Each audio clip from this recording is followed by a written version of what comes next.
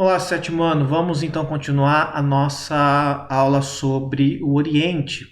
Nesta aula, nós ainda vamos falar sobre a relação de Portugal com a Índia. Na aula passada, nós vimos como foi o primeiro contato dos portugueses com os indianos. Nós vimos que esse primeiro contato não foi muito amigável. Os portugueses levaram uma série de presentes para o Samorim, que era o líder local. O Samorim ficou muito irritado, muito insatisfeito com os presentes, porque não passavam de objetos sem valor. Eram para eles objetos insignificantes, não passavam de bugigangas, e o Samorim ficou extremamente ofendido com os presentes que os portugueses levaram. Mas ainda assim autorizou os portugueses a fazer um carregamento de especiarias, de forma que os portugueses voltaram para casa com os navios carregados e obtiveram um lucro gigantesco com essa primeira viagem.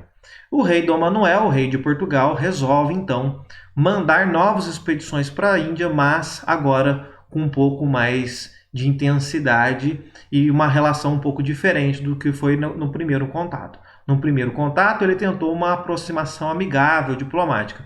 E agora, no segundo, vai ser um pouco mais enérgico e violento. Vamos lá, então. Então, como eu disse, o rei Dom Manuel vai mandar outras expedições. Só que ele não queria só comercializar com os indianos. Ele queria dominar mesmo a região, certo? Dominar, administrar a região. Então, ele pretendia estabelecer esse comércio, mesmo que tivesse que ser à força, mesmo com resistência da população local. Então, ele vai enviar uma segunda expedição em 1500, só que agora levaram armas de fogo em grande quantidade. E todos que se colocavam na frente dos portugueses como um obstáculo, todos que eram contra os portugueses nesses territórios, os portugueses eliminavam. Eles atacavam, atiravam, então invadiram muitas terras, tanto na costa da África e agora também na região das Índias, construíram as suas feitorias, construíram casas, construíram igrejas, como era tudo planejado já desde o princípio, tá certo? Então, eles tinham a intenção de se fixar, não necessariamente chegar, comprar produto e ir embora. Eles queriam realmente se fixar ali, para ficar mais fácil e mais barato para eles. E aí, embora a região da Índia tivesse um povo bastante desenvolvido, um povo rico, os líderes da Índia, que eram vários, não conseguiam combater com os portugueses, mesmo os portugueses estando em menor número, porque os portugueses tinham, além da arma de fogo, já levavam os canhões também. Então, armas de fogo individual e os canhões que faziam um estrago gigantesco e que eles desconheciam. Então, eles foram obrigados a aceitar as condições que os portugueses colocaram, as alianças político-militares que os portugueses colocavam, e que proporcionavam benefício aos portugueses. Então, vai fazer uma mudança profunda na sociedade do Oriente. A chegada dos portugueses vai impactar bastante a vida das pessoas daquela região. Veja só um textinho que nós temos na página 23 da apostila, que vai falar do aspecto cultural desse contato entre portugueses e os orientais da Índia. Então, sob o aspecto cultural, a chegada dos portugueses causou um grande impacto. Entre os indianos, que os descreviam como gente bonita, de pele branca, usando botas e chapéus de ferro, incapazes de parar em parte alguma, estando sempre em movimento. Por desconhecer o pão e o vinho, os indianos acreditavam que os estrangeiros alimentavam-se de sangue e pedras brancas. Segundo relatos da época, os lusos, ou os portugueses, eram temidos sobretudo por disporem de armas de som de trovão, de canhões, capazes de destruir um castelo de mármore com uma única bala. A exemplo do que ocorria com os nativos da América, muitos indianos viam os portugueses como seres místicos invencíveis. Então, gente, olha só, mesmo os portugueses estando em menor número, essas expedições tinham muito menos portugueses do que a população local, os portugueses mesmo assim conseguiram dominar por conta de terem conseguido criar essa imagem mística sobre a população local, como se eles fossem seres superiores, seres invencíveis, e que às vezes eles nem compensavam lutar contra os portugueses porque a derrota era certa, já que eles eram superiores. Claro que isso tudo na cabeça dos indianos. Agora, uma coisa que não dá para discutir é que os portugueses eram muito superiores militarmente. Então, ter arma de fogo, ter o canhão ao seu lado é uma vantagem muito grande quando você está lutando com um povo que não faz uso dessas mesmas armas. Então, é uma luta muito desigual.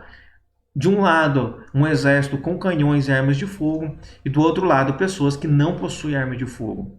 Claro, a arma de fogo permite que você derrube mais inimigos e você derrube o inimigo à distância.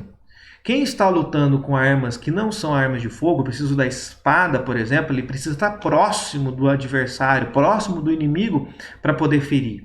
Então é claro que tem uma desvantagem, porque até eles chegarem próximos, eles já tomaram um tiro de arma de fogo. Então, é claro que isso assustou muito a população local e mostra como que foi fácil para Portugal dominar essa região. Então, Portugal conquistou várias cidades importantes, conquistou Coxim em 1505, em seguida a região de Goa, Damão e Dil, e aí vão criar um estado português na Índia, ou seja, vão criar como se fosse uma extensão de Portugal, só que nas Índias, tá certo? Um território que pertence a Portugal. Portanto, quando fala que criou um estado português nas Índias, é uma região em que é administrada por Portugal, a lei que vale nesse território é portuguesa, tudo que acontece ali é mediante a administração de Portugal. Então é como se Portugal estivesse criado uma extensão em outro continente. Ainda conseguiram expulsar os árabes, que como nós vimos em aulas passadas, estava lá naquela região há séculos. Os árabes tinham uma boa relação com os orientais, com a região, com os indianos, expulsaram os árabes de lá e transformou Goa na principal cidade administrada por Portugal na região, tá certo? Essa província de Goa vai ser de Portugal até o século XX, até pouco tempo atrás. Eles só vão conseguir a independência de Portugal em 1974, quando Portugal está passando por uma série de crises, aí eles vão conseguir ficar independente. Mas veja, desde o século XVI até o século XX, Portugal dominou esse território. Ele era o mais importante e por conta de ser um grande exportador de pimenta do reino, então uma especiaria muito importante. E além disso, eles comercializavam perfumes, algodão, gengibre, canela, noz moscada, o cravo, o diamante indiano, o corante azul, a seda chinesa e o nitrato de potássio que era usado para fazer a pólvora. Tá certo? Aqui até interessante, porque foram os orientais que criaram a pólvora, mas quem soube utilizar a pólvora primeiro, claro, por uma conotação muito ruim, que é utilizada para arma, para matar, foram os ocidentais aqui, né, que acabaram usando contra eles.